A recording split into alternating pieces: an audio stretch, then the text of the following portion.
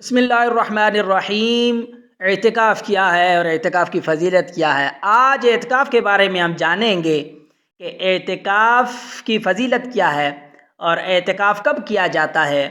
تو آئیں دیکھتے ہیں اعتکاف کی فضیلت کیا ہے۔ اس سے پہلے گزارش ہے کہ میرا چینل سبسکرائب کریں، لائک کریں اور شیئر کریں اور ویڈیو پوری دیکھیں تاکہ آپ کو فائدہ حاصل ہو سکے۔ تو آئیں اعتکاف کی طرف بڑھتے ہیں کہ اعتکاف کب کیا جاتا ہے۔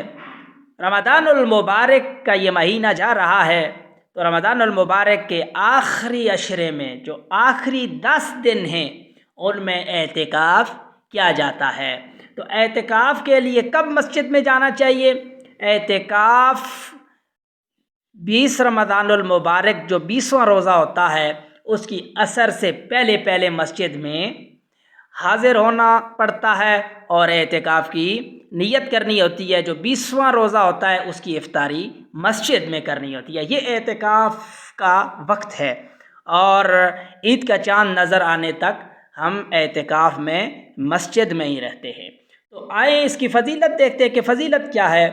اس کی سب سے بڑی فضیلت یہی ہے کہ نبی کریم رؤوف الرحیم صلی اللہ تعالیٰ علیہ وآلہ وسلم ہر سال رمضان المبارک کے تیسرے عشرے میں مطلب آخری 10 دن اعتکاف کیا کرتے تھے۔ اس سے بڑھ کر اس کی اور کوئی فضیلت نہیں ہو سکتی۔ تو نبی کریم رؤوف الرحیم صلی اللہ تعالیٰ علیہ وآلہ وسلم کی حدیث مبارکہ کا مفہوم ہے، آپ فرماتے ہیں کہ جو شخص رمضان المبارک کے آخری 10 دن اعتکاف کرتا ہے اللہ کریم اس کے نامہ اعمال میں 2 مقبول حج اور 2 مقبول عمرہ کا ثواب لکھ دیتا ہے۔ ایک اور حدیث کا مفہوم ہے، نبی کریم رؤوف الرحیم صلی اللہ تعالیٰ علیہ وآلہ وسلم آپ ارشاد فرماتے ہیں کہ اللہ تبارک و تعالیٰ اعتکاف کرنے والے شخص کے درمیان اور دوزخ کے درمیان 3 خندقوں کا فاصلہ کر دیتا ہے، دوری پیدا کر دیتا ہے، اور وہ فاصلہ جو ہے وہ اتنا بڑا ہوتا ہے، آسمان اور زمین کے درمیان جتنا فاصلہ ہے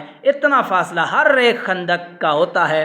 اللہ کریم دوزخ اور اس شخص کے درمیان اتنا فاصلہ کر دیتا ہے 3 خندقوں کے برابر۔